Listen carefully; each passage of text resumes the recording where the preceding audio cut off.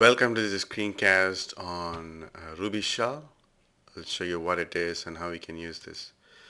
So let's get started. And this is the site where you can learn more about the Rush and what uh, things you can do with it. So let's just begin by installing it.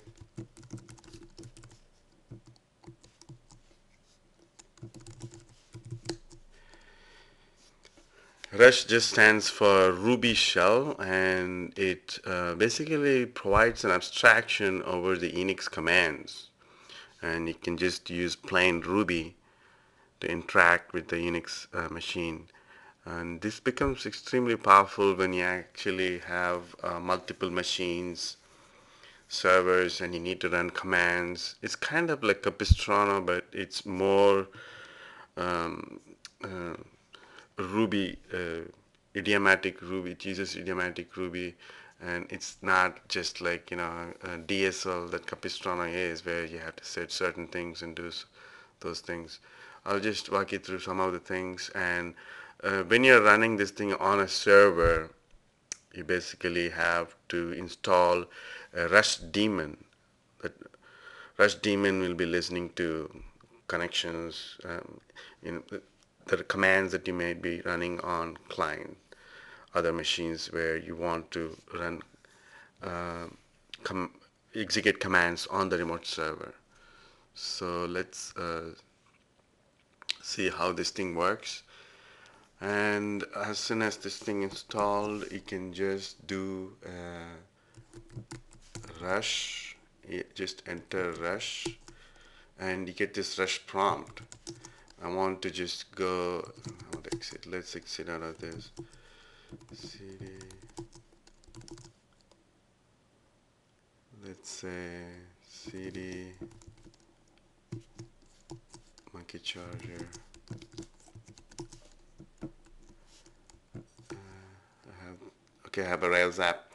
Okay, now I can do rush, and I'm in the rush prompt, and I can do a PWD just like a regular bash shell. It'll show you where you are, and you can also do things like let's say my project. You can say my project is a variable, and you can initialize it to home.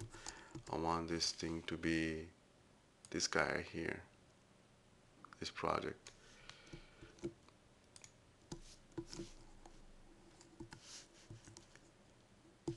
Okay, so you have my project. Now you can, what can I do with this? APIs available where you can say my project.ls.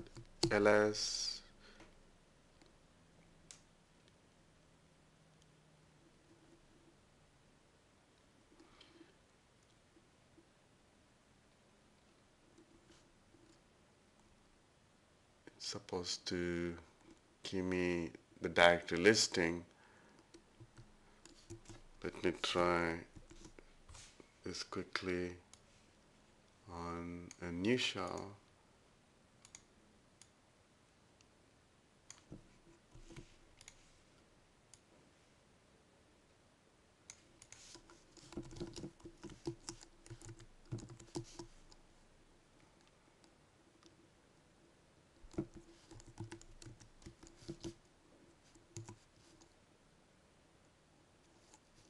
My project is home.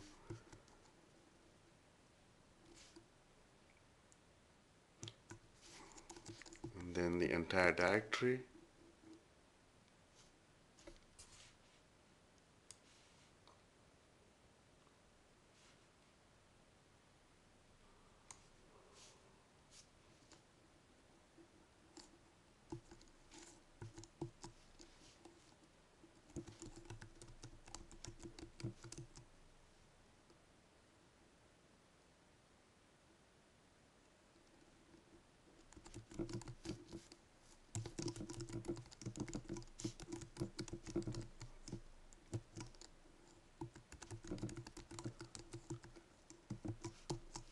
Okay, localhost. I'm creating this concept called box. That object provides a lot of methods. let's say I want to see what's in etc hosts. For instance, I want to see the contents, and I can see what the contents are. And I can also do local dot processes, process as plural, and you can see all the process which is running here. And why this? Let me try this thing again.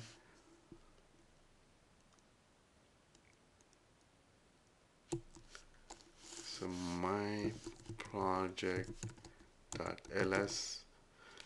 that seems to have problems, but it should actually list all the directories there, and also you can access certain files. You can open up those files, for instance app model slash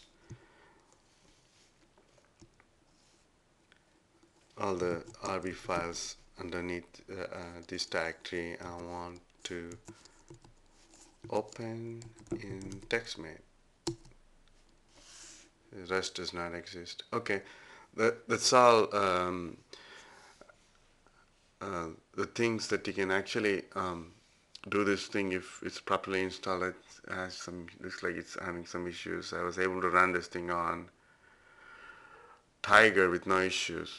Leopard seems to having some issues here. I don't know if it's not that compatible with this Leopard. So this is a very cool concept, and I really like it because it makes writing um, administrative repetitive tasks in just Ruby. You don't have to learn another entire new syntax and things like Capistrano. I find it kind of has a little bigger learning curve. So you can check this thing out and run the examples and see how it works. So that's all for this screencast, and if you enjoyed it, please recommend me on working with SaaS. Thank you. Bye.